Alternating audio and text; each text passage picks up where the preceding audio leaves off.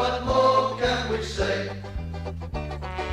Birmingham's the team, down at St Andrews, we are all supporters of our team. We chanted Super Blues, ringing all around, now all you blue boys know what we mean. We are the lads from the Tilton, we'll support you till the end of the day. We're so happy following the blues, we love you, what more can we say? Let's hear you in the cup, singing our song, helping and sharing the load. It's worth the point at home when we sing together, we're there at the end of the road.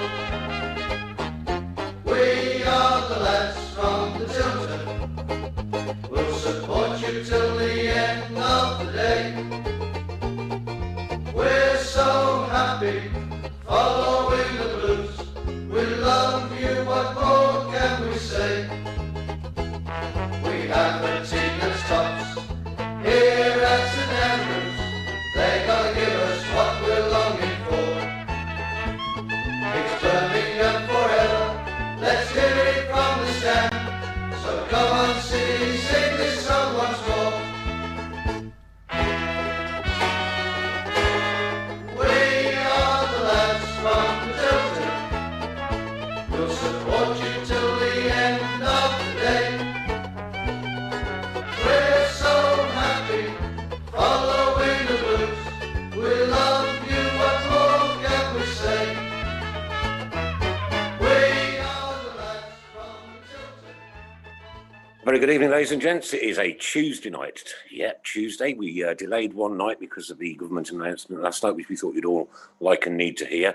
So here we are on a Tuesday night on the Tilton Talk Show, sponsored by Boyle Sports, the principal sponsor of Birmingham City Football Club, in conjunction, of course, with our good friends at Bordsey Labour Club, SAS Autos, the Garrison Coffee Company. Right, okay. Got a special guest for you tonight, ladies and gents, one that we've not seen around for a while. Just debating a few minutes ago just how many years it was, and we can't really believe it. Introducing them tonight, Mr. Mark Adams. Hello, evening, everybody. Happy New Year. AKA Mr. Robe, Mr. Paul Hipkiss. Good evening, all. Happy New Year. And AKA Mr. Sheen. And, of course, lovely Mrs. Brown. And, of course, from myself, good evening. And Richard Dryden, ladies and gents. Richard Dryden. Oh, Happy New Year. Now, if I drop out, Chris, my computer's coming up saying I've got no internet connection. So if I drop out, I'll come back in as quick as I possibly can. Okay, the sad news, as always, first at the top of the show. We lost one of our own last week, Big Barry Austin, as I'm sure you've all seen all over Facebook. An absolutely iconic figure down the blues. 50, what was it, 50s, just over 50, wasn't it? Like 52, yeah. Crazy. You know, we always used to be in the cop singing, Barry, give us a wave, and he always did every single time, stand up and give you a wave back, like one of our own. Barry Austin, rest in peace and keep right on. Also just heard some very sad news that Colin Bell has just passed away as well this afternoon after a short illness, non-COVID related. So thoughts are with all the families concerned. Okay, Adam Wilkes, one of our backroom staff, got to say a very big congratulations to you. Just become an uncle. His sister Sophie and partner Ben have just had a little baby boy at 6 a.m. this morning. Baby boy Jake, let's hope he grows up to be a blue now as well done, and congratulations from all the team. Right. Rant coming up. What is going on at our football club again? What is going on? The cop shut, the Tilton shut. The owners are in disarray. We ain't winning a going game. Nothing is going right. This has to be more than players and or management. It is fundamentally rooted at the top of this football club, and it needs sorting. Paul. Well, at the start of the season, the best analogy I can come up with, and you know Peter Kay's old jokes about dipping hobnobs and rich teas in hot drinks. Our defence at the start of the season was a hobnob, you know, being dipped into a hot drink. It was pretty, you know, it had a pretty solid foundation. We didn't look like conceding many goals. And over the last few games, we've turned into a rich tea. We're just crumbling every time we get attacked. You know, and we're conceding goals, making individual mistakes. Is it the manager's fault that, you know, Etheridge makes that mistake against Derby? All the errors that we're making, the pass from Clark Salter at Cardiff, you know, they just don't look like, when they're out there, they just don't look confident at all, do they? Especially at home. And it is concerning. Now, is changing the manager again the answer, or do our problems delve much deeper than that? You know, I genuinely think that we could get Jurgen Klopp in tomorrow and he would still struggle. Well, I can't remember the amount of times you've said that, Paul, over the last, however long. But yeah, I don't get it. You know what I mean? I mean, we've got a decent squad there. We've got a decent gaffer.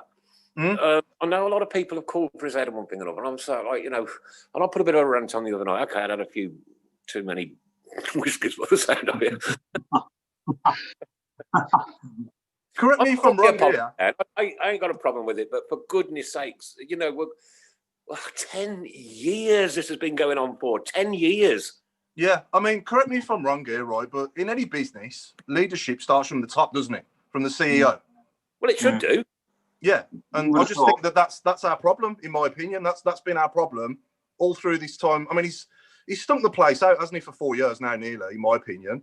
And I just think if we had a change in that position, it would just give everyone such a massive lift from top to bottom in the club, including the fans. Richard, what was it like when you were there? Well, I came at a time, I think there must have been about 10, 15 games left of the season. And Terry Cooper was there. He brought 4 or 5 players in, basically just to try and keep us up. And we did, you know what I mean? Listen, we were, you know, it was tough work, but I didn't realise how, I know the club was big. I didn't realise how big the club was until I actually walked through the doors and turned out the home game. My first game away was Brentford away, the first game I played in. But the next home game, when you walk out, Jesus Christ, the backing you get. You know, when they say when you say at the moment some clubs like maybe Sheffield United need fans. My God, what we got to help us was unbelievable. And like I say, how many games I played, I'm not even sure anymore. But that last game we beat Charlton at home 1-0 to stay up. It was one of the best occasions ever. You know, you shouldn't a club like us shouldn't really be celebrating staying up, but at the time it seemed like promotion. We celebrate staying up like Man United do winning the Champions League. I really do.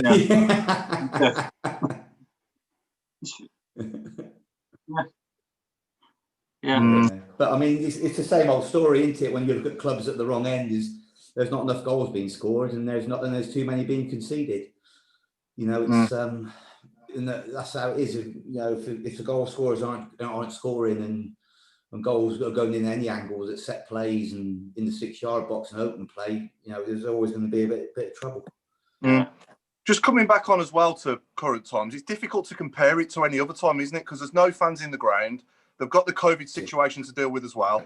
You know, when you're comparing Karanka to anybody else, I don't know if that's fair, to be honest, with the current, you know, situation the way it is. Yeah, I'm not saying there's a comparison, Paul. There's a massive, massive frustration from me, from you, from, you know, the fans up and down wherever they come from. And then it all resorts in sack the manager. That's not always the answer. Sacking the manager isn't always the answer. No. Sorry, Paul. I was just going to say, how many years did it take Jurgen Klopp to win something at Liverpool? What did Guardiola do in his first season at Man City? And they're at the elite level, you know. I know we're classed as elite level, by the way. So, Ferguson, United. Say again? Ferguson at Man United. Yeah, 4 years. Yeah. One game away, wasn't he? Apparently, 1 game away from getting the sack. That's it. Until he won the FA Cup.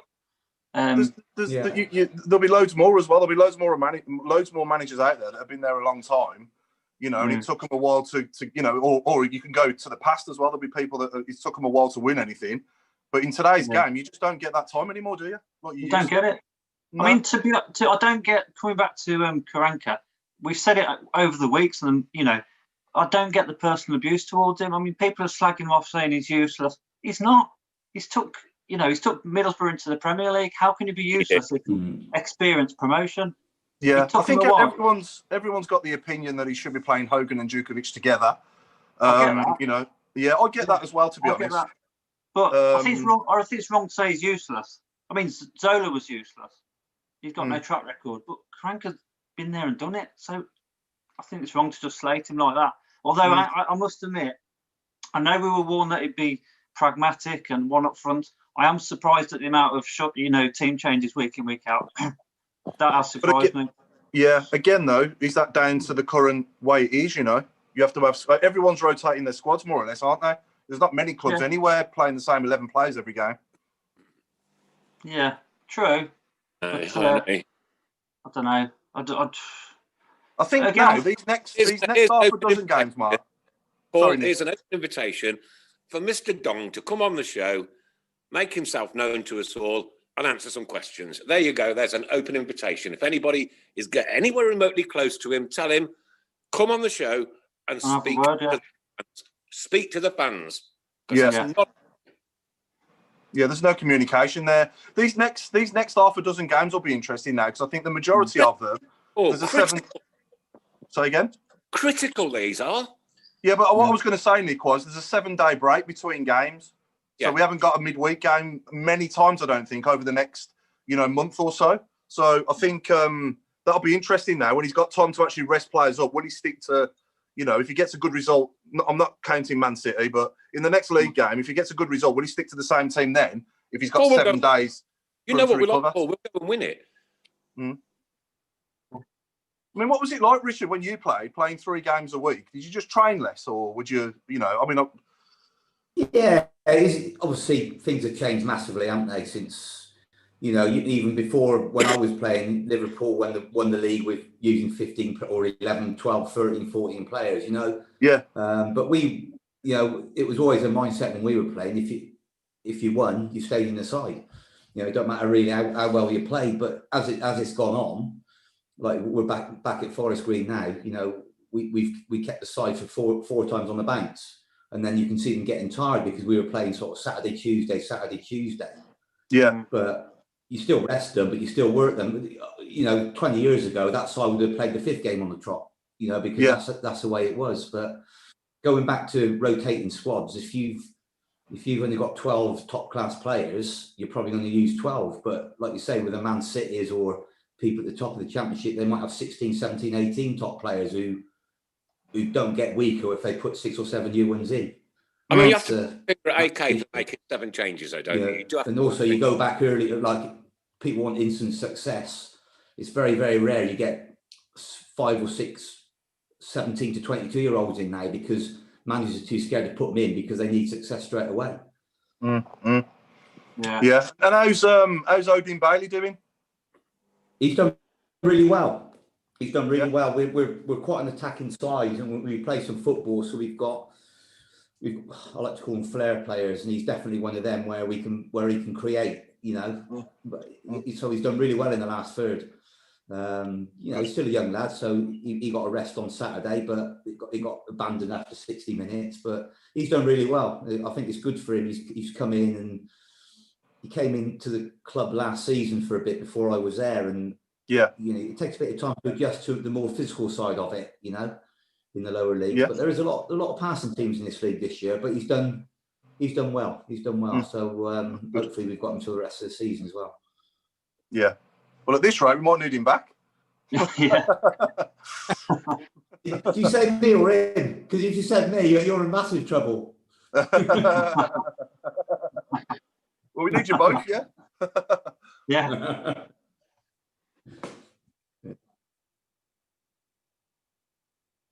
Yeah, really? I saw that. Is it a number 10? Is it a number 10 or is it another defensive midfielder? Do we know? Is it? Right. Yeah. I think, to be honest, though, I wouldn't be surprised if, we have a few outgoings this month.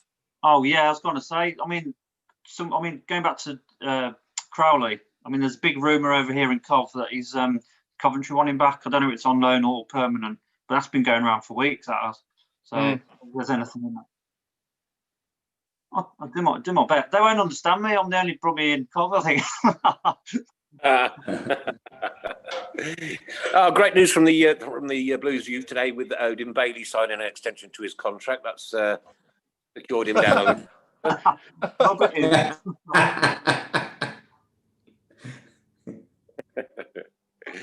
Well, there's always basket weaving, Chris, isn't there?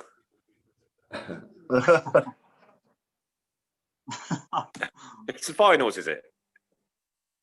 Anyone to look out for, Chris?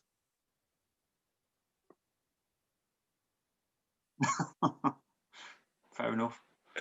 Talking of bets, Brexit happened, obviously, as we know, the other night, 11 o'clock. Good friend Graham Lysich. I know I'd forget how to pronounce it.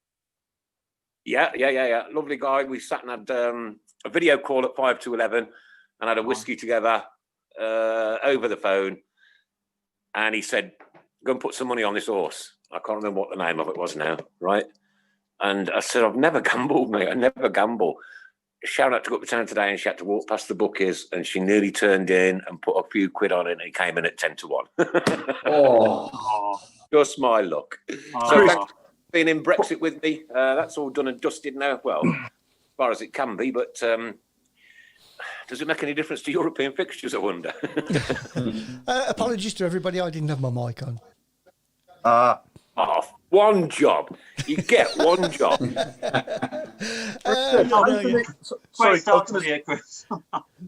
Richard, Anthony Garvey's asking, did you play in the 6-4 against Swindon when we were 4-1 up? Oh my God. Yeah, we were at 4-1 up, absolutely cruising. Then I looked across to my right and see Glenn will take his top off and you think, oh my God, he's coming on. But yeah, I think obviously the goal started raining in and we just totally fell apart. It was probably the worst game of my career looking back at it. You know, it was horrendous. You know, that game was won at half time. And, you know, was it 4-1 at half time? Success, we put it away. Huh? It was 4-1 after half an hour. After we got, I think it was 4-1 at half time, wasn't it? Was it 4-1 at half time? I remember being there. I'm just trying to vaguely, try and recall it. But yeah, I just remember David Mitchell coming on and changing the game. And he just looked like a player manager. And you're like, wow. Yeah. You know? Yeah, madness. Yeah. I was trying to. Okay, I've been trying to forget that for about 20 years. Thanks for that reminder.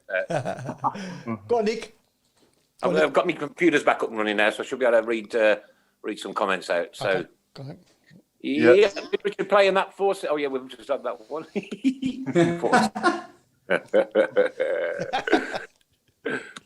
Right, Manchester City up next. That's going to be a tall order. No matter what team they put out, they're going to. They're all good experience, aren't they? I'm going to do this a little bit earlier tonight. Paul, what's your prediction? Wouldn't it be typical Blues to go there and draw and get them to a replay or something? Or beat them even 1-0? I'm going to go. No, I'm going to go for. I'll go for 2-0 to them. 2-0. Yeah. Mark. I'm going to say 1-0 to Man City. I think we'll just park the bus and keep it down. 1-0 to Manchester City. Yeah. Sorry. Okay. Chris Brown. I'm sorry, but yeah.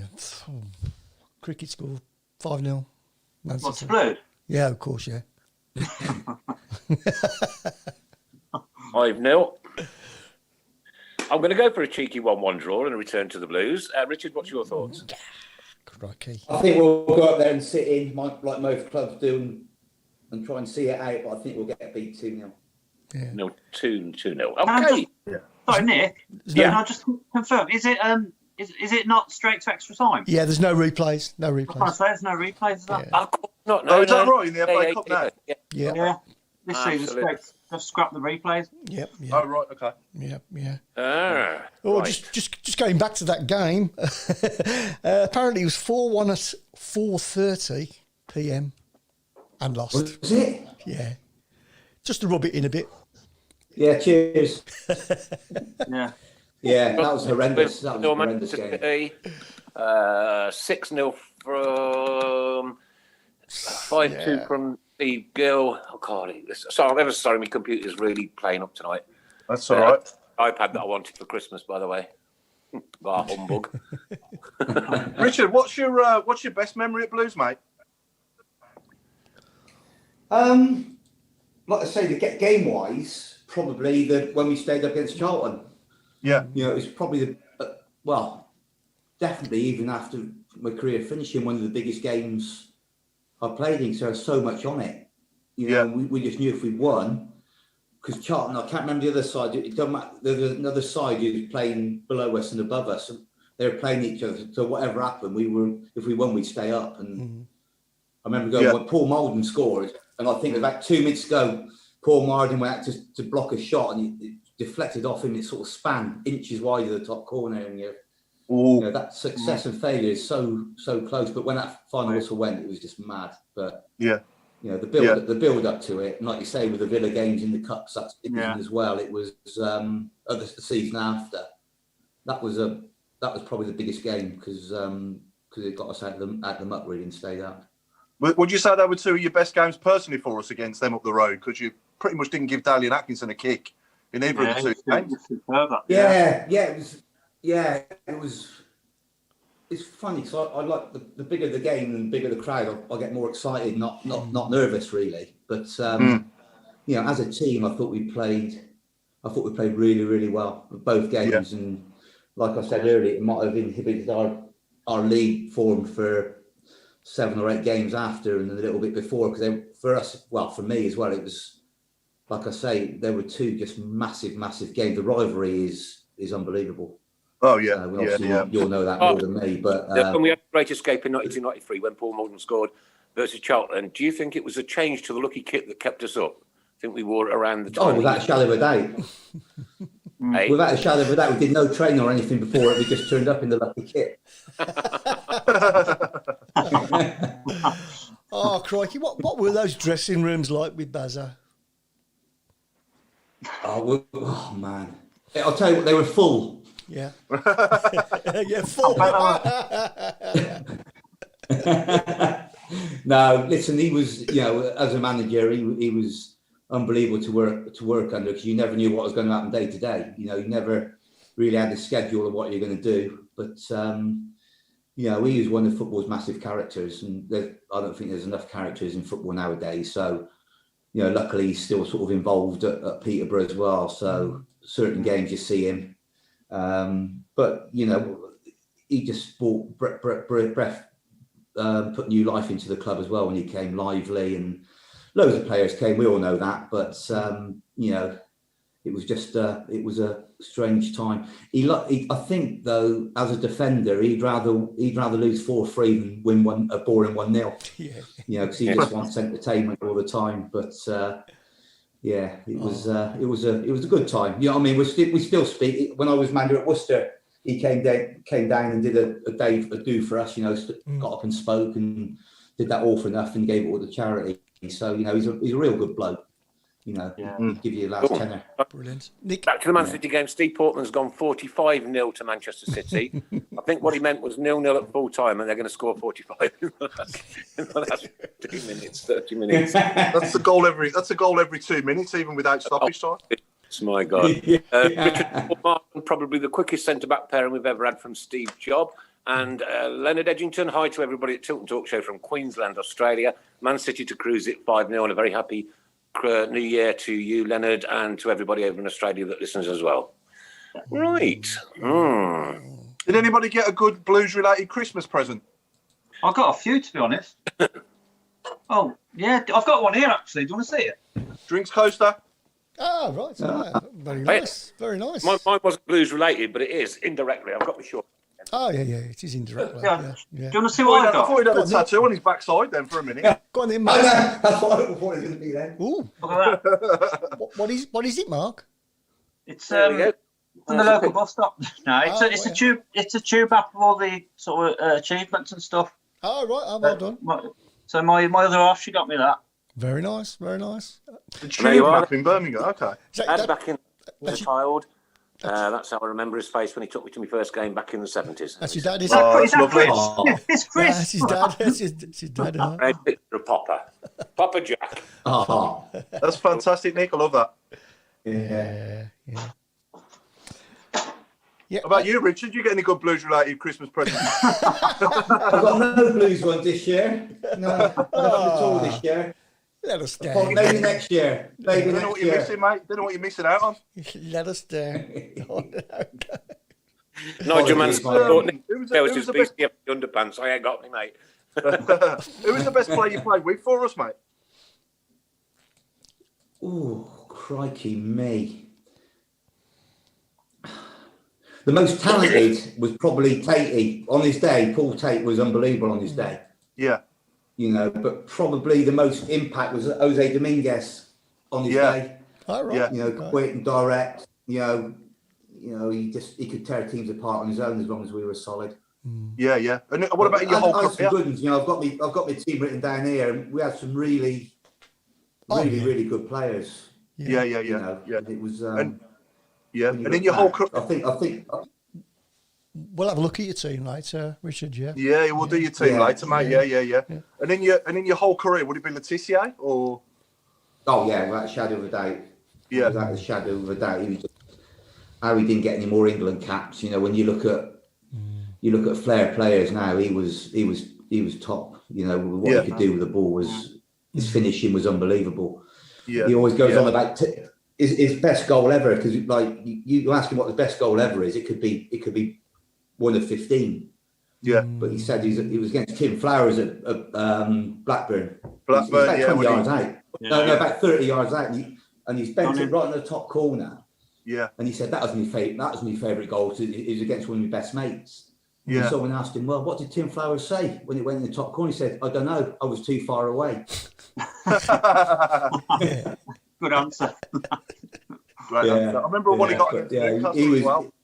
The couple he got against Newcastle, the one where he flicked it over them players' heads. Yeah. Oh, yeah. There's a few. He had two in the same game. Yeah. It's strange.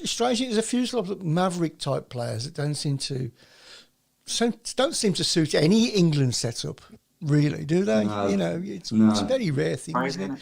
You know, going back to Alan Hudson, you know, what a player. He was probably a bit before his time, wasn't he, Letitia? You know, in this modern game now, his game would have suited today's game better, wouldn't it?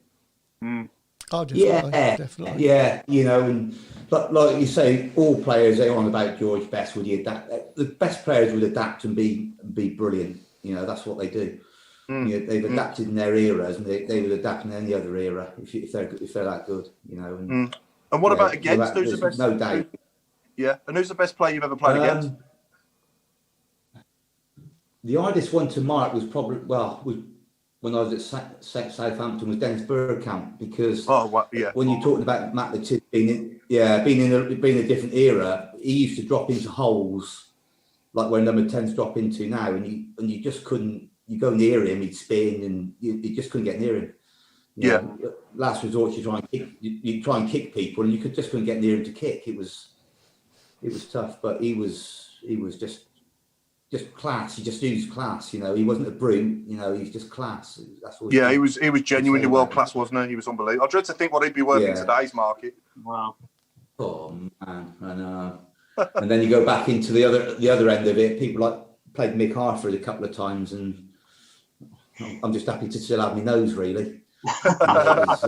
You know, he's one tough man. You know, one proper tough man, but you know, just a totally different animal from Dennis Bergkamp. So yeah. What was it like playing under Graham Souness? Brilliant, because I was a bit worried going there, because he bought us. Because you know what he's like as a player. You know, and he lost it. He probably lost it twice all season. You know, when in the change room at half time against two different people. Otherwise, he was encouraging, always front foot. You know, everything had to be high tempo. And he's a really, really good manager. We got on pretty well. So did he have some sort of soft? I thought he was going to be Did he have a soft side to him? Did you have a soft side to him? You know, is the sort of guy who could sort of put him on? He had everything you wanted, really. I mean, the good thing is, you know, you go to some managers who shout and scream every minute of the game and all through training. You end up turning off and not listening. But like I say, he lost it a couple of times during the game, maybe 2 or 3 times in training. And you sort of stand up, and then, you know, he'd join in the 5-sides. Every time we had a 5, he'd join in, and, you know, he put himself about, and you could just tell he was just a proper warrior. And but he was a player's manager. You know what I mean? If you worked hard for him, he would make sure if you needed anything, you get it, like, you know. Yeah. Mm. Yeah. Good stuff. Tottenham 1, Brentford 0 currently. So there you go. A lot of people asking me about my birthday. My birthday, if you didn't know, ladies and gentlemen, was last Christmas Day. Last Christmas Day. I don't think I've ever mentioned that before. On Christmas Day? So, yes, I had a lovely birthday. I had a beautiful bottle of malt whiskey, which I haven't drunk all of yet, but I might start later. Now, doppelgangers. We often talk about doppelgangers on this programme. Chris Brown, you're a doppelganger with Richard Dryden, aren't you? Yeah. Hang on. Come on, there's some similarities there, isn't there? I think I'm probably a lot more better looking. Hang on. Oh yeah, definitely, yeah. Oh yeah. Which is me. Good job you got your name on that one, Chris. Where am I? Oh, there I am. No, I didn't mention it much, Nigel, but thanks for reminding me, kid. Oh, I've got another birthday coming up this year, you know. Have you? Yeah. Not till Christmas Day, though. All right, same day as our Lord. So you watch much of Richard? You watching much of Blues lately at all? Have you seen much of us over the last, say 10 years? I watch, obviously, when it comes on the just highlights and everything. You know, you always look at the result of the clubs you've played at. You know, I've got about 30 clubs I've got to look at. So, but you always look and you always hope. But you know, that league is so tough. Oh yeah. You know, there's so many sides in there who can compete, who can spend. You know, it's such a tough league. But I always, you know, I've got Nottingham Forest down the road from where I live. But you know, you look at the size of Birmingham City. It's just for me, it's just another level how big the club is and can potentially be even bigger. You know, it's you know, you just hope that, you know, someone gets it right and gets the right players in, and everybody pushes in one direction to have a right go one season. You know, the best thing what's happened in years and years is the playoffs, because it gives you more chance to go up. You know what I mean? Whatever league you're in, you've got a great chance. But like I say, that league is so tough, and people who come down, you get the parachute payments as well. It's just a massive. It's a massive bonus for them. You know, just to have another gamble to go back up. You know, it's tough, but you know, the infrastructure looks there. I don't know what, like you say, you're there and know a lot more about it than me at the moment, but it's such a big club. It's just deserves to go to the top league. Definitely. Jason, you've got a question for you, Richard. Can you ask Richard how demoralising was it to only lose one game in the last 9 and miss out on staying up by goal difference? I think must have been exciting too. What was that? The Blues? Was it goal difference? I thought we stayed up by. I think it was. Was that when we got relegated or when we won? When we got relegated, when we got relegated.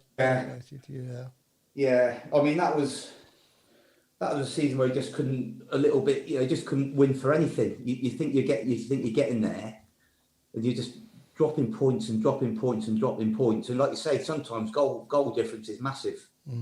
You know, when you're getting beat 1-0, you know, near the end of the season, you know, you go for an equaliser, you concede another one on the break, and then all of a sudden 2 or 3 goals are a massive difference. But you know, got to a stage that season as well. You win a game and you think, brilliant, we could be out of it, but the teams above you win as well. You know, it's hard, but you can't blame the last 5 games of a season, because you know, you could pick up 10 points in the last 5 games, but it's what's happened in the 40 before or the 30 before. It's just a kick in the teeth. You know, if you get beat, if you go down on goal difference or down on 3 or 4 points, it's just that horrible taste in your mouth. Where could we have done better? Because the side we had was a decent side. You know, we had plenty of decent players to stay up. You know, mind you, having said that, it was really weird because although we went down, it's still sort of looking forward to the following season under Barry, because you just knew we'd had a chance of bouncing back.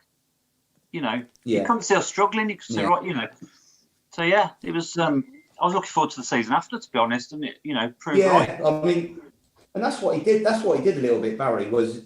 There was always a silver lining to whatever happened. You know, you could give some right hammering, but there was always a silver lining. You know, and you know, the side he assembled as it went on was another step up. So, like you say, sometimes you don't want to be a yo-yo club. That's what you don't want to be, coming up and coming down. And you know, we went down, but he took us up, and then all of a sudden you're established. You're back to established again. It's a little bit like Burnley in the top league, isn't it? Burnley, are they a Premier League side? Well, they are, because they don't really struggle. They're there all the time, aren't they? You know, they're never in the top 3 betting to go down. But you know, this year somehow they'll dig themselves out of it because they've got them players to do it.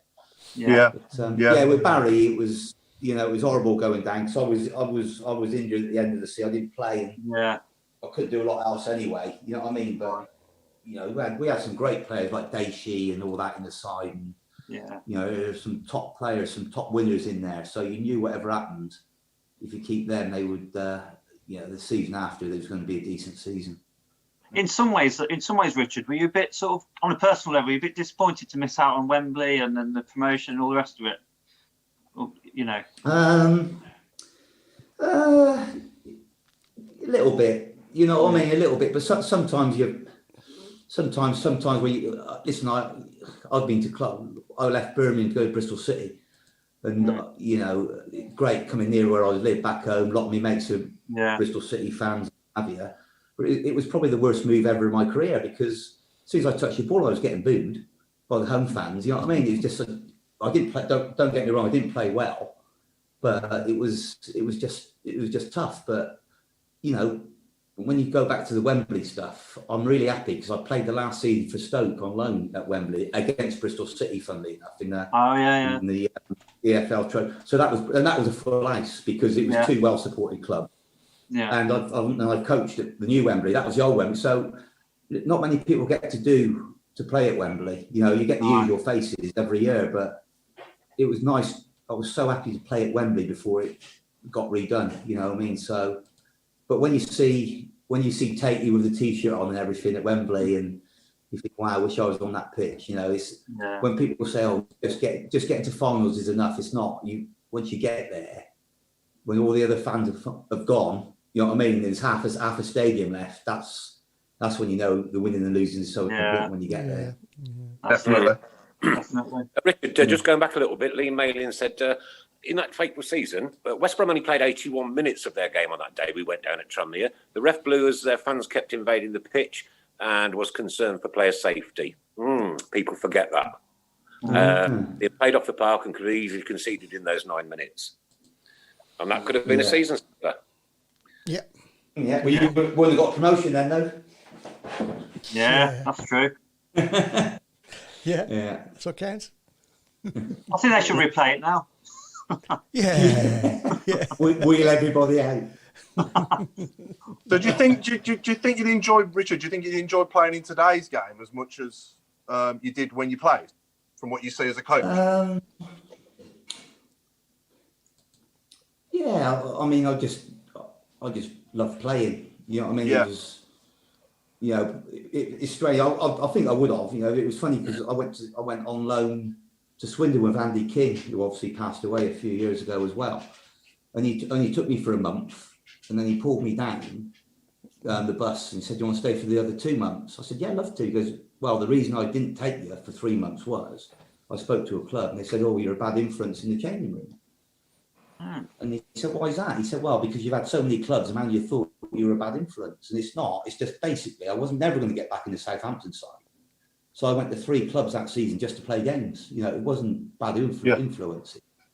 You know, so I just love playing. I just love playing, and you know, you look now at the pitches compared to when we were at the Blues. Sometimes in the mud or the baseball ground. You go to the baseball ground with Blues once. It was there's no grass left. You know, and you look at it now, and the balls are a lot lighter, and probably would have lived a little bit better nowadays than we did then, you know, with the social side of it. So I would have played in any era, you know. Talking about the balls, a bit like, did anybody notice Etheridge kicking the ball 2 or 3 times on that last game, and it went from him to the following goalkeeper? I mean, how light are these things? They're like ping pong balls, aren't they? Like beach ball. That smack, Yeah, it smacks really. lighter. It smacks really of desperation, I think, doesn't it? I mean, just hoof the ball up there and hope somebody latches onto it. I think it's just such a frustrating time. It's just such a frustrating time at the moment, thinking about the games. You know, I mean, the penalty on Sanchez. Why wasn't that given? I know. I mean, there is a vendetta, I think, Paul. I think there is. I'm convinced. I really do. I don't know if you've seen it, Richard, but our winger, Ivan Sanchez, he's cut in and he's tripped over in the box. And it's a foul. It's a foul. It's a stonewall penalty. There was foot to foot, without a doubt. The referee doesn't give it, and then they just go up the other end and score. Basically. I know. This is what I mean. This is what I mean. You know, you look at this a whole season thing, and then them little things where it can get you a point or 3 points is a massive. Come the end of the season, like I say, them last 5 games don't get you relegated or in a relegation fight, but these little things in the games before, around Christmas time, do. They all add up. Yeah, and then thinking back to the penalties that we've given away, you know, the one at Reading away was never a penalty. The one at home against Watford was never a penalty. Pedersen, you know, and I just think if it was at the other end, the referee couldn't have put the whistle in his mouth quick enough. You know, it's just the way it feels at the moment as a Blues fan. Yeah. That's what I mean. Like I say, the crowds are a massive thing when you play at home or even away with the away fans. You know, it's. I think it makes a massive difference to certain people. You know, different players on different teams, referees, everything. It just makes a massive difference. I mean, going back to the crowds, Richard. I mean, you're obviously involved in the game, but do your lads at Forest Green ever say anything about the lack of fans or the empty stadium? Do they sort of say how depressing it is themselves? No, I mean I think at the start of the season we were just happy to start. You know, get the season going. But we've had 3 games. I think the second home game is like a tester thing. We were allowed 400 or 500 in. We probably get 3,000 maybe at the ground anyway. You know, on average, and we were allowed 500 in or whatever, and it was good. The atmosphere was good. And then because we were in tier 2, I think we had about 800 and for the next 2 home games, and the atmosphere was even for 800, the atmosphere was so different. Yeah, makes that difference. You know what I mean? When you're scoring, when you're winning, when the whistle goes, it makes a massive difference. And then the last 2 home games, you can tell there's just you just got to make your own atmosphere. Really, it's tough, you know. And yeah, it's great we're still playing football because I think everybody needs it. You know, whether it's players or coaches or fans, at least you can still get some sort of watch your team or listen to your team, but the fans having the fans just brilliant. That's all it is at the moment. It's better than nothing. That's all it is. Yeah. Well, I don't know with some of our performances. Yeah. Questions coming in. Jason McDonough wants to know what's your favourite memory of Barry Fry? Going down to Dunstable Downs, I think, for pre-season and seeing this right at the top of the hill with his hat on, looking like Super Mario Brother. He was so far away. Had to run up to him. He was a character. God, football misses characters. Class. They do. Sometimes you pull your own hair out working for him, but he was class. Yeah. I can imagine. And I confirm, ladies and gents, that Craig Courtney has written tonight to Donglin and asked him to appear on the show. So we can only hope. Yep. Fingers crossed. Good question. Good question from Siobhan Kenny. She's asking, what would Richard say to get the team's confidence back up? So, I mean, with our players now as they are on the floor more or less, confidence-wise, what would you say to try and lift them a bit? Like, it's sort of say and do, really. I think whether you're at the top or the bottom, you've got to go and try and play without fear. You know, people worry. We try and just go out and enjoy yourself. You got to try and. It's hard, but as you train, play as you train. And if you don't enjoy training, there's something wrong. If you're a professional footballer, I know it's hard when you're down the bottom, but you have got to go out and just express yourself. Yeah. You know, if you're a match winner up front or a midfield, go and express yourself. Yeah. You know, and what I say to our players is, you know, everybody's massive on basically, work on what you're bad at. Well, no, work on what you're really good at and what you're bad at. If you're a flying winger, the fullback look after the defensive side of it. Go and do what you're good at and hurt teams. You know, don't worry about what you're bad at because the centre half will head it away, but the centre forward's got to go and score the goals. You know, You know, and I think if you just work on what you're good at and let everybody else do what they're good at, and you've got the right team. Yeah, it might take a few games, but go and do it. You know, I know it's really easy to say, but keeping a clean sheet when you're struggling is just a massive thing, and it's just a massive confidence builder. Yeah, you know, but you can't just fit in. You know, Man City is a free go, and it's a free hit, Man City. Yeah. But when you go to the next league game, if you can keep a clean sheet, attack, and you know, just winning 1 or 2 games is just a massive confidence builder. You know, what's it, 6 or 7 games without winning at the moment? Yeah. Like you say, you go down and down and down, but your characters in the team have got to pull each other along and pull the rest along with them. Yeah. Otherwise, it's going to be a tough season. Unfortunately, I don't think we've in this squad we don't have that character. We don't have that character that can get behind the team and we just don't have it anymore. There isn't a strong influence at all in the team, isn't there? But I think what you said, like playing without fear, I think that is a great thing to say. I think if people can remember that, players. It's a tough one. It's really tough because, like, I'll go back to my Bristol City days where I wouldn't say I was fragile, but I wasn't. I always worried about stuff. Like, you know what I mean? I loved the big crowd, but I always worried about stuff. But I went to Bristol City. I never played after Christmas for the last season that I was there. I just played reserves, and we're getting booed bit all the time. And I got to a stage where, well, what can really hurt me anymore mentally? You know what I mean? They're not.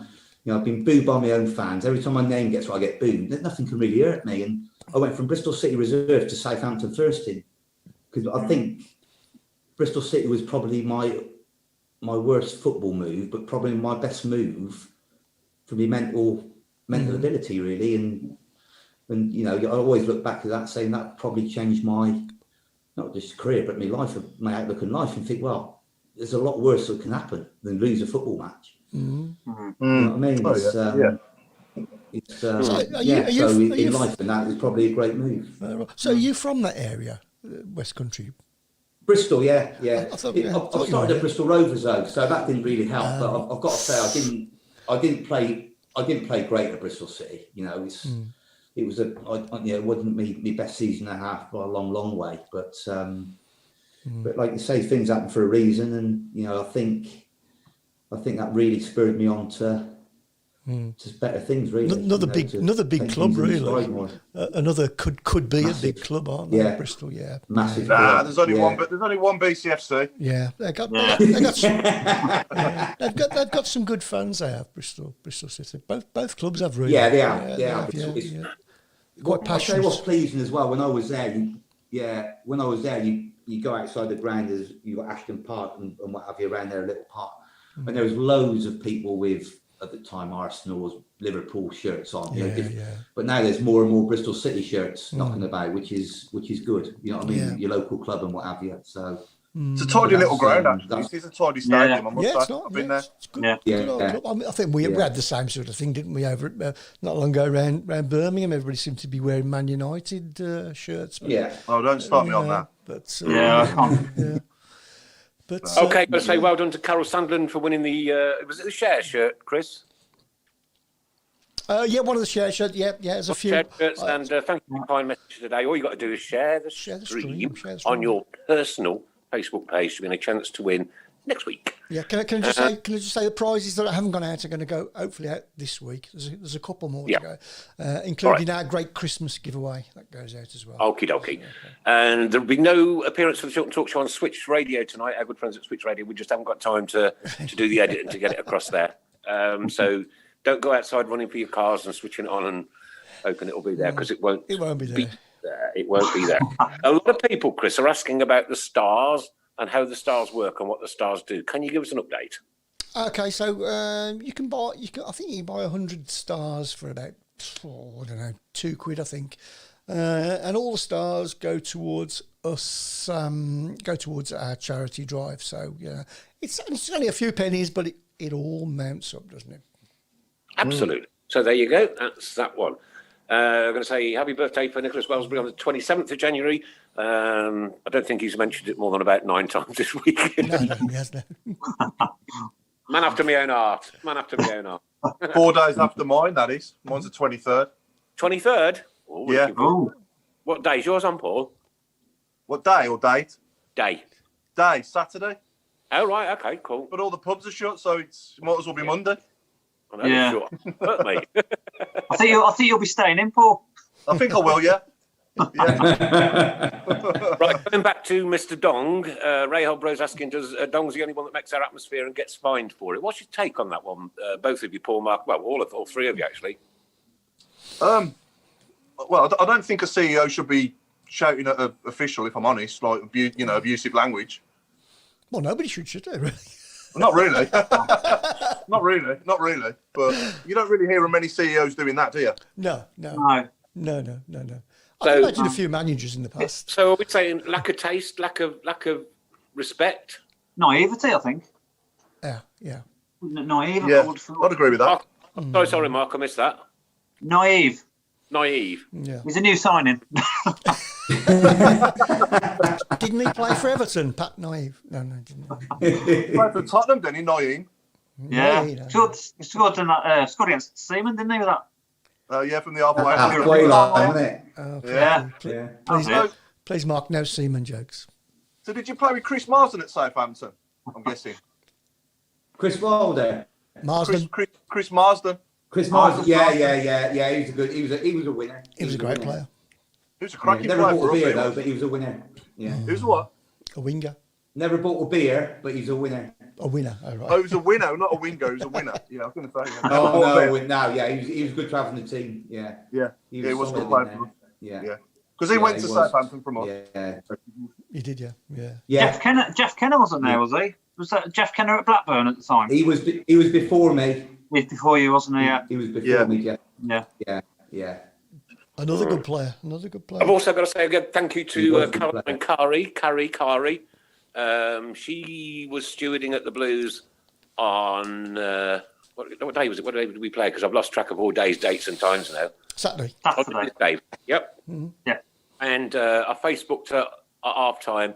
I said, if you get a throw in or anything near you, give us the wave. So I actually had a wave from Birmingham City Football Club. So thanks for that. It made me day. Here's one from John Smith. He says, Richard, did you ever cross paths with Mark Dennis at Southampton? He used to come watch loads of games, Mark Dennis. Mm-hmm. You used to see him in the bar after and what have you, have a few beers. He was a good man as well. I mean, yeah. There's a lot of close people who moved back to Southampton who played in and around there. But he was well liked down there. He was a tough lad as well. Oh, crikey, Birmingham at the time, that was a real tough team, that, wasn't it? Yeah, part of the crazy gang, the Blues crazy gang. He was, wasn't he? It was a big tough side then, wasn't it? Yeah. So I've seen him quite a lot. Yeah, I used to see him. Yeah. Cracking player. Yeah, good man. I'm trying to use my. He's always about 4 points ahead of me before I met him. Yeah. I'm in ultimate stato mode here, trying to think of players that have played for Blues in Southampton that you might have played with, like, at Southampton, but I'm struggling now. I say Chris Marsden. I'm struggling. Yeah, there was many come down. Scott Hiley. Scott Hiley, yes. Somebody mentioned that earlier, didn't they? Scott Hiley. Yeah. Somebody else. Yeah. He was all right, wasn't he? Good right back. Great player, wasn't he? Yeah. Very good. Very good. He was. Yeah, he used to get us up the pitch. He was a good player. Yeah. He's just a bit unlucky with injuries, wasn't he? Yeah. Because we didn't start together, but we first played together at Exeter. So I was on the left, he was on the right, but he was a good player. And obviously moved to Birmingham virtually the same week or two. He went to Man City, I think, as well. Yeah. I think he went to Man City and played. Yeah. Well, he did. Yeah, definitely. Yeah, but I think as near his end, he got a few injuries and what have you. But I think he's back up living in Manchester at the moment. Spoke to him about a year ago, I think, by WhatsApps and what have you. Yeah. Yeah. And have you got any funny pranks or stories you can tell us from in the dressing room at Blues or up from the training ground or anything? That won't get us in trouble. No, yeah, I'm trying to rule a few out here before I say anything. Yeah, I mean, I used to travel down with Andy Saville, Cole Shutt as well, and Ian Bennett, the goalkeeper. Yeah. Andy Saville and Paul Mulder, and they were pests, proper pests at the end. I mean, we used to go back to the ground and what have you, and like it'd be just keep the secretary a little bit, just talk, get back away from the telephone. The old days when the phones were on the cord, you know what I mean? Yeah. Like they get sellotape, just sellotape the phone to the base, basically. And then we go out and we just keep ringing. We just keep ringing. And obviously the phone. And then you use your ones as well. Get the bins when you're in the hotel. Get the bins, fill it halfway up with water, lean it against the door, outside someone's door, knock at the door and run off. You know, the door. That's a good one. That was all part of it. You see, a good changing room's really, really important. Like, that's the start of training. You go into a changing room and you're interacting with everybody. I think it's really important. You get a good changing room. Yeah, definitely. Yeah, definitely. Yeah, definitely. Yeah. I remember I liked Andy Saville. He was a good decent striker. He was Andy Saville. He was. He scored so many goals that season when about 6 of us came. I reckon he must have got 8 in about 10 games, something like that. Yeah. Oh, definitely. Yeah. There was at one point. There's a rumor that some Italian teams are looking at him and Mulder, and I think Pizza were one of them, and a couple of Ascoli, and there's all sorts of rumors. Yeah. Pizza. Hey, pizza. You know what I mean? Yeah. You can have it with pineapples, apparently. So these days, yeah. That's what I mean. I mean, if you're a goal scorer and you get on that, all you need is 15 real good games and scoring 8 to 10 goals. People start looking at you. You know, it's the only thing in the world, isn't it? Putting the ball in the back of the net. Yeah, a great question here from Craig. He's asking, how does Mark compare to his dad in terms of management? Mark Cooper. Yeah. Not me. No.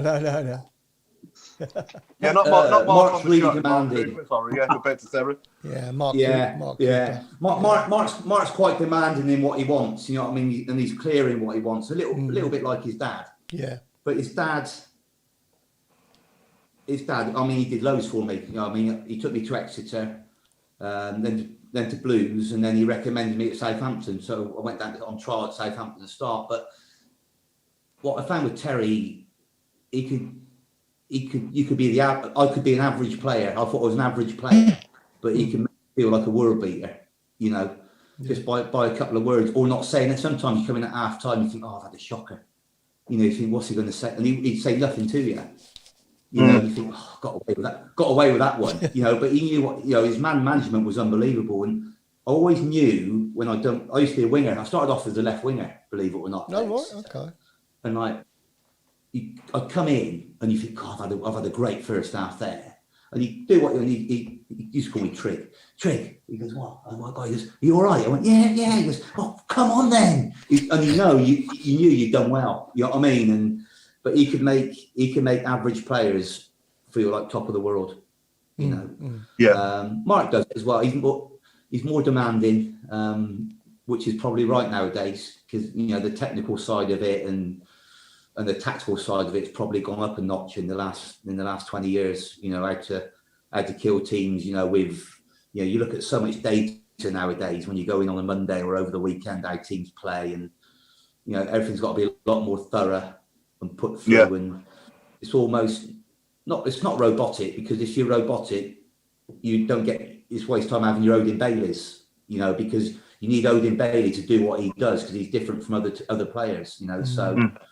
I think with all the data and you've got to watch games and that, I think it's a lot. You relied on players to think for themselves more, I think, years ago. Go and do this, go and do that, and create your own ideas. But Terry as a man management was brilliant. But you wouldn't want to cross him. No. I tell you what, if you didn't work hard for him, open and bought a house in this area, mate, because you're on your way. I wouldn't have thought that. I wouldn't have thought that of Terry. He's always come across as mild mannered, so he did have a bit of a temper on him. Well, if you didn't work hard, you know what I mean. And listen, I think every good manager can accept players making mistakes, but if you don't work hard and do or try and do what you're asked of, what's the point of being in the team? So, yeah. Another good one from Jason Hughes. Both good people, though. Yeah, sorry, mate. Another good one from Jason Hughes. He just said, what was it like around the sort of squad when Paul Pesci-Salido and Karen Brady first got together? He was told quite quickly after, wasn't he? It was, well, I used to stay, so I lived in Nottingham, and I used to stay with Pesh and Paul Fennick, if you remember Paul Fennick. Yeah, I do. Yeah. Canadian, yeah. He stay in their flat. Yeah, instead of me travelling and what have you. So you start hearing bits of rumours and what have you, and obviously, if I'm in the flat, it's just keep yourself to yourself, really. Sometimes he wasn't there, sometimes he was, but I don't think it affected the players. I mean, the media made a fair old bit of it, which is obviously what was always going to happen, but I don't think it affected anything on the pitch or at the club at the time. Yeah. Well, he wasn't there. Yeah, he was sold quite soon after they got together, wasn't he? Yeah, was it Derby or Sheffield United he went to? Stoke. He went to Stoke. Stoke. Or Stoke. Yeah. Probably could have been any of them. Yeah, he had more moves than me, I think. So, but yeah, it might have been for the best at the time. You know what I mean? For the club and that after they got when they got married as well. Yeah.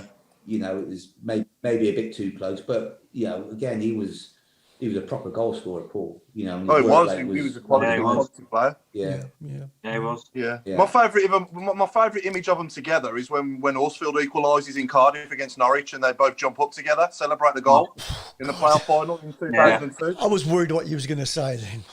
I thought you got images on your computer that I hadn't seen. And I've seen most of them. Oh dear. While we're on the topic, just want to give people a little lovely reminder. If you write anything on the Tilton Talk page, we've got a lot of children on there. Please keep the language to a 0 if you could. Lots of little children reading, and it's up to us to kind of like mentor them, and what we don't want to do is start being in the situation when we have to start having to delete posts or one thing and another. No, we don't like doing it. And everything you got to say, but try and keep your language out of it if you wouldn't mind. Thank you. Yeah, Paul. Yeah. I was just going to ask Richard, who was your favourite partner at centre half? Who's the best player you played next to in a back four at Blues and in your career? At Blues, Daishi was a proper centre half, but I didn't play a lot of games with him. I was sort of on my way out of Blues then when Daishi was coming in. But I probably, you mentioned Paul Marden as well. We didn't really play a lot of games together because Terry brought in Chris White. Remember Chris White? Yeah. And we linked up pretty well. He was the most casualist man in the world. You know what I mean? He was plenty of time on the ball, knock it around, and I probably learned a fair bit off him. I mean, Trevor Matthewson was the first one when I first came into the club. So, he was club captain at the time, or team captain. You had John Frayne as well. You know what I mean? So, I would probably say the best, the most I learned off was probably Chrissy White because he he'd been at Arsenal, been at Leeds, been everywhere, and been there and done it, hasn't he? Cut the drinks and bounced off each other a little bit of ideas and that, like. So he was pretty good for me, Chris. Yeah. And in your whole career? Klaus Lundegren at Southampton. Yeah. Good player. Yeah, from Norway. He when I went to Saints, he probably came about 3 or 4 weeks later. And he was definitely the class act of the two. That's all I can say. Yeah. Have you got any mementos from your career? Or have you got kept any blue shirts or anything? You know what? I kept loads of, because like I say, with the Wembley stuff, what we were talking about earlier and what have you. Yeah. I had loads. I had a massive hold of them all, and I gave them to one of my mates for a massive charity thing, probably about 6 or 7 years ago. I just gave him everything, tracked everything I had. Because it was for a worthy cause, and sometimes I wish I'd kept a couple. I've got a couple when my son was younger, when he was about 4 or 5, but they don't fit me, so it's a bit of a blow. But I've kept them. I've got one of them signed by Matt Batiz by him and that. But at the time it was. But like I say, even when I won at Wembley, when we won the FA Trophy, me and Mark for Darlington at Wembley. Even the goal scorer Chris Senior, he had his medal nicked. And there's a few things went missing after the game. Oh, right.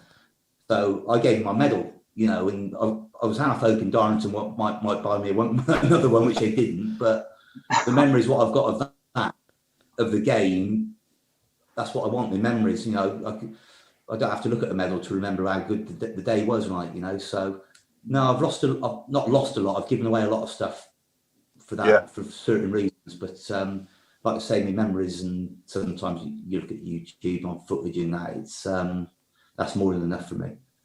Yeah.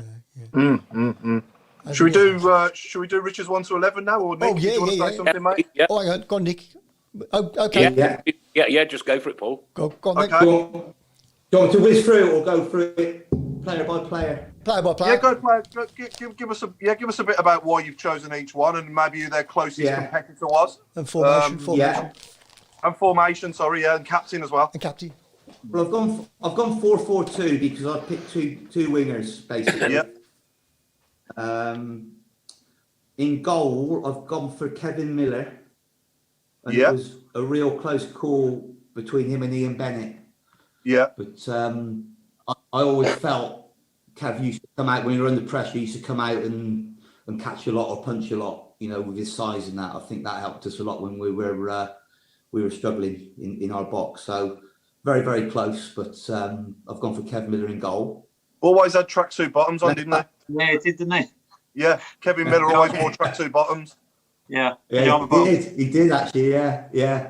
He was a big lad. He was a tough lad as well. You know what I mean? And it was quite nice when you could hear him coming for the ball. You know what I mean? Shouting, coming for the ball, because you knew he'd take a few out as long as you got out of his way. He'd take one or two forwards out at the same time, so it was all right. Yeah. But he was good for us. He was another one. He went into the Premier League as well. So. But two real good goalkeepers I was lucky to play with there. Yeah. Left back and captain, John Frame. Yeah. Great player. Had to be John Frame, Mr. Birmingham. Yeah. So I think there was no one else really to compare to him. He was for me the best left back at Blues, and I was there by a long, long way. So how does he rank with how does he rank? Would you say? Obviously, you played with, I guess, Francis Benali at Southampton and players like that. At the higher level. How does he rank compared to that sort of level? Would you say, Frainer? Well, I would say Franey was always like a 7 out of 10.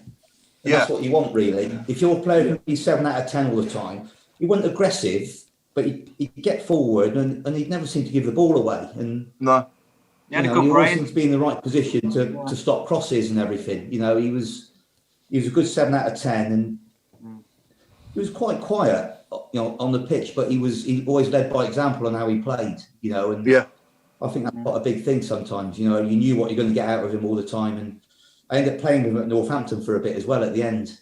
So, yeah. And he was going a bit bolder at the time, so I could give him some right hammer as well. Just stick a toe on it.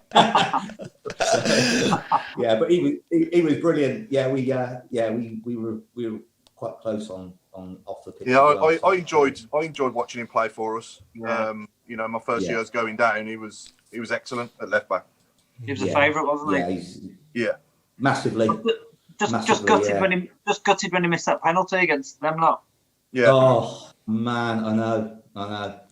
Yeah, we never reminded him of it very often. Yeah, I think that's the first one that comes up if we speak. Yeah, that is. Yeah, but no, he's a great lad. He's a great. Again, like I said, the change room is really important. We always seem to have a really good change room there. A lot of changes came in and out when I was there, but the change room was always good. So he's my captain as well. Right back, I've gone Scott Hiley as well. Yeah, top player.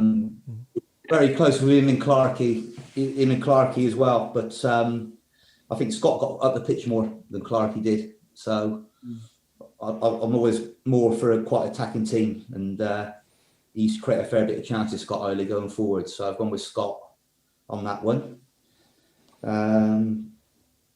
As a back two, I've gone for Liam Daish and Chris White. Yeah, that's good. Yeah. They're aggressive. You know, Dacey was really, really aggressive. You know, you want him in your team. You want him You definitely want him in your team, and you got him and John Frame. It's not a toss up because I want John Frame as captain, but both of them two could have been captain. You know, leading by example or just leading on the pitch and shouting and organising people. You know, you wouldn't mess with Dacey. You wouldn't mess with Dacey. So, and Chris White just calm on the ball. You know, read the game really well. Wasn't over aggressive in the air for his height, but he'd never lose headers. You know what I mean? So, but that's for me. That's quite a strong back four and a goalkeeper. Middle and midfield, I've gone for George Paris because he never gave the ball away. Always read the game in midfield, and I've gone for Paul Tate because he had so much about him on his day. You know what I mean? And if he played well, he was a world beater. You know. And who ran them close? Who ran them too close? Did you play with Mark Ward? Played with Mark Ward, but only a little bit. Only a little bit. You know, we had Mark Ward. I can't remember playing with him too much because there were so many when Barry came in. There was so many changes all the time. Yeah. And you rack your brains to do who were in there. Remember. He'd love rotating nowadays, wouldn't he, Barry Fry? Oh, I feel they would. All 11 every game. Imagine if he was allowed to make 5 subs as well. Yeah. Oh. Try he'd be making 5 subs, mate. Every game, you guarantee it. Imagine the squad numbers. 75 and 80. You knew if he was still manager, you know he'd be the first player to put 5 subs on at once, wouldn't he? Yeah. It's a little bit of a blur in the middle for me. But you got Mark in there as well, who put his foot in. But George Paris never really gave it away, just kept it simple, kept passing it wide to wide men and let them get on with it, really. And like I said, Tatey, on his day, when you say, I won't call him a luxury player because he'd boot anything as well and run around, but you know, his vision and how he could play, how he could run with the ball in that middle as well was good. You know, I like He was unlucky with injuries, wasn't he? Well, he was unlucky with injuries, wasn't he, Tatey? If it weren't for the injuries, he probably would have. Yeah. You know. Yeah. On to the top. Yeah, they've gone to the top. Yeah. Never a dull moment in the change room with Tatey. Yeah. No. Never a dull moment. And of course, it was a big. Going to happen. Yeah, and of course, he was a big blue nose. So I mean, that's you want him in the team. You know what I mean? Massive. Yeah. Just ask Kevin Richardson. Yeah. I know he's still picking his wig up off the front row, mate. He is, Kevin. Brilliant. Yeah, but he was another one who came down to Southampton. Kev Richardson. He came down near the end of his career. Oh right, okay. So that's my middle two. On the right, I've got Jose Dominguez for sheer pace and attacking wise. So that helps. Obviously, you got Ted McMinn, who came for a bit, who could do stuff when he wanted to do stuff. But I think Jose was at the right age at the time where he could just, whether the fullback was quick, he's never going to be quicker than him. If he was too tricky for the fullback. So I thought when he was here, he was a really, really, really good player. And on the left, go on. I was just going to say, I believe he's been taken ill recently. He has, hasn't he? Yeah, he's not very good at the moment. He's in with coronavirus at the moment. Yeah. So wish him a speedy recovery. Yeah, get well soon. Get well soon, Ted. Yeah, team man. Oh, good. Yeah, I speak to Tommy Johnson quite a lot, and they're quite close. He keeps us informed how he is and what have you, but he's not in great health at the moment. So hopefully he'll pull through. Yeah. Hopefully. And then so that's my right winger anyway. And on the left, a little bit like Jose, with loads and loads of pace, was Louis Donowa. What a play! Yeah, he could shift. Yeah, he could shift. Yeah. He could shift, and he scored a fair few goals as well. Yeah.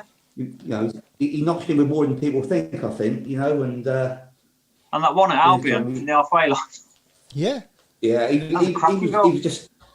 Yeah, you look at that side there. It's just two people raw pace that could just hurt anybody. You know, when you need to get up the pitch, it's proper pace in there. So there's no one really on that left-hand side to touch Louis. I don't think when I played, if I'm honest. Did you play with You wouldn't play with Gleghorn, would you? It was probably after Gleghorn went, wouldn't it? He would have been gone to Stoke. No, I wouldn't wasn't there with him. No. No, Yeah, I wasn't there with him. No. Yeah, well, he was No. he was one of the first names on the team sheet, wasn't he, Louis Donoghue, every game? Yeah. Yeah, you just sometimes you just didn't know what he was going to do with it, and you know, and that's if you don't know what he's going to do at the back, you know, the fullback don't know either. So No. Yeah. pace, and he just used to cruise past people. He's brilliant. Yeah, it was good. Yeah. He was always late when I picked him up. Used to pick him up at my Tamworth services. He's always bloody late. Was it? Yeah. Yeah. But there you go. There could have been loads up front, like we say when we stayed up. You know, Andy Saville, Paul Molden. There's more and more, but I've gone with Paul Pesky-Salido. Yeah. Because his work rate, and he was a goal scorer as well. Yeah. And I've gone with Steve Claridge as well, because yeah. Yeah. You know, they were a handful up there. You know what I mean? They used to run all day. Yeah. Both could score goals. I mean, and you look at the side, and I think there's 7 or 8 who played in the Premier League. Oh yeah, that's a cracking side, isn't it? What a team! Yeah. This is a good Claridge went on to back down to Portsmouth, didn't he? Claridge after that, then didn't he? Yeah, He managed them for a Yeah. time as well. Yeah. I think he was managing them for a time as well. Yeah, he was. Was it Salisbury? Was it Salisbury? I think it was. Yeah. I think he's gone back to it as well. Yeah. He was some player. He was some player. He was some player. Yeah. It's You know only, what, it's though, only, it's funny 'cause I used to. Go on.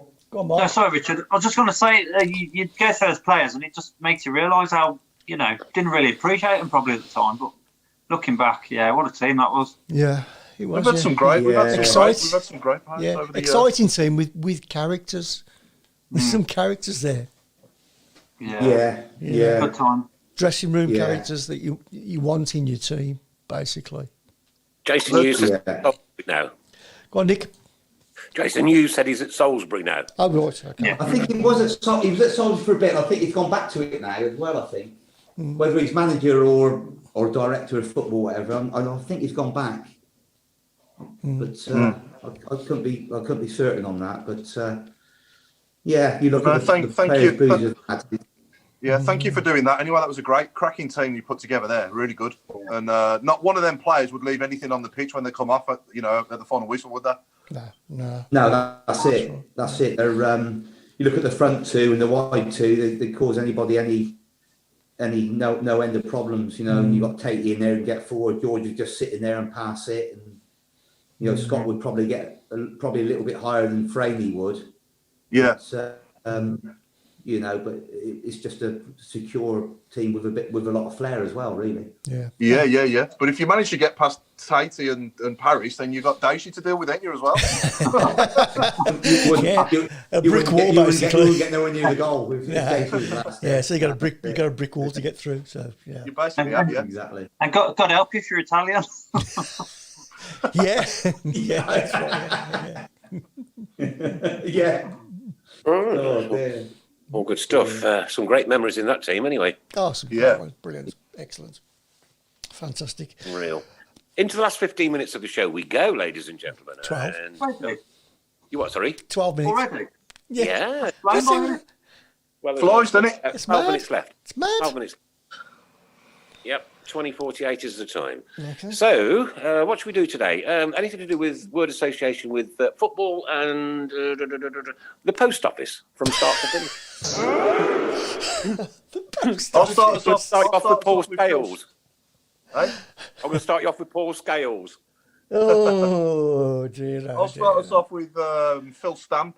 Oh, I was just about to say that. Oh, so that's the only Come on, two Mark, we've got. getting quicker next time. That's the only That's two. it. That's finished, isn't it? That's it. It's all There over. was a Darryl Stamp.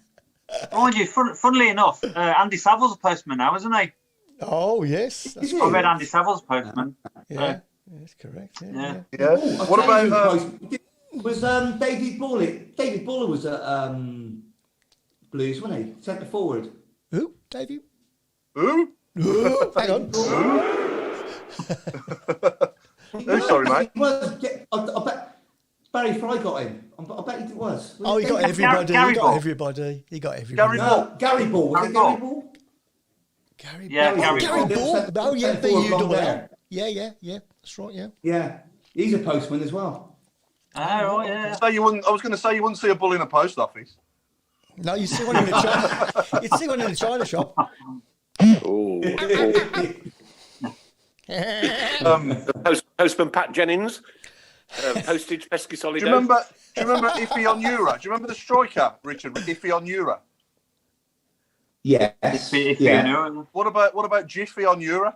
Jiffy on. That's a good one.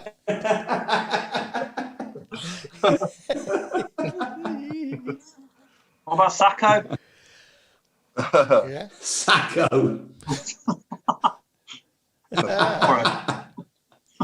I've got one. You ready? Go on. Marcelo. Parcello. Love it. Yeah, that's a good one. That's good. That's a good one. Yeah. Oh, they're flying in. We've got Parcel, DeSailly, Stephen Card, shows how good the side of the rest of the people left out. Benno, Clarkey, Martin, Dryden, Wardy, Rennie. I mean, that's a team in itself, isn't it? Sabs and Mouldy. Yap Stamp. Utah. Yeah. Letter Frank Lampard. Letter Frank, you get it? Frank in the letter. Yeah. Hot to get there. No. I'm not sure what Siobhan means with hers. No, I don't know. I don't know what. I'm not going to say that one, just in case. I can't say that one. No. Okay, so just to let everybody know, we've got another shirt that's been donated by Boyle Sports, and it's on our group page today. To have a go at winning it, it's going to cost you £2. £2. So get onto the page and have a look at that, and all money is going to our charity.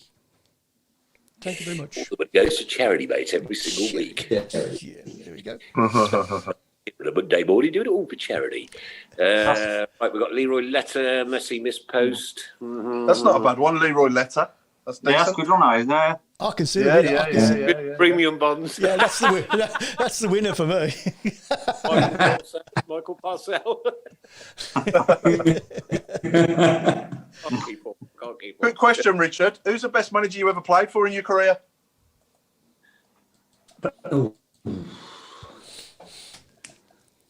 Probably the best manager would be Graham Souness, because he was totally unexpected what I was going to be. But probably I've got to say Terry Cooper, because he's probably defined my career, taking me on loan to Exeter from Bristol Rovers, playing me as a left winger where I was, then bring me to left back, then centre half, and then obviously bring me up to Blues as well. It's just where we had that sort of bond where he had a lot of faith in what I did, and that goes a long way. So yeah, probably I'd say Terry Cooper, but the high profile one's got to be Graham Souness. But Terry Cooper, I always thank him for what he's done for me. Yeah, sure. And who was your football idol growing up as a kid? It was John Robertson. He used to be at Forest. Yeah. Forest. Yeah. It's great. I see him quite a lot. When I first moved up to Nottingham, I see him all the time on a Saturday night. He used to be out with some of the Forest lads and that, and he was my proper hero. I mean, what age? I must have been 10 when they won the Champions European Cup. And I always used to have my tape. I used to wear my tape outside my socks like he did. Yeah. Used to have that, and how he used to run, and he wasn't quick. He just used to cross balls, and he was right-footed. He used to cross these balls left-footed, and he was right-footed. Take penalties right-footed. It's ridiculous. Yeah.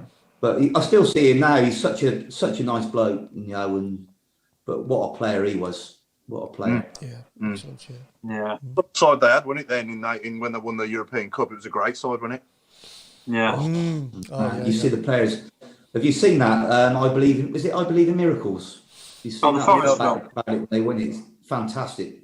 You've got to see Chris it. It's on Sky, I think. If I'm allowed to say that. Yeah, it's really good to watch. Yeah.